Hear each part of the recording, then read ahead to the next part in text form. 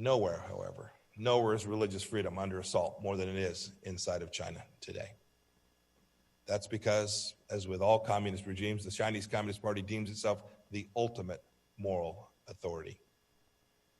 An increasingly repressive CCP, frightened by its own lack of democratic legitimacy, works day and night to snuff out the lamp of freedom, especially religious freedom, on a horrifying scale. Catholic churches and shrines have been desecrated and destroyed. Catholic bishops, like Augustine Shui Tai, have been imprisoned as if priests in Italy. And Catholic lay leaders in the human rights movement, not least in Hong Kong, have been arrested. Authorities order residents to replace pictures of Jesus with those of Chairman Mao and those of General Secretary Xi Jinping.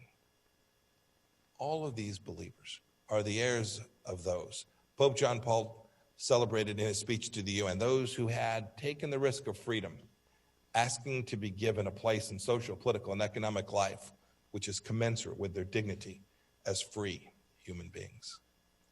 We must support those demanding freedoms in our time. Pope Francis has exhorted the church to be permanently in a state of mission.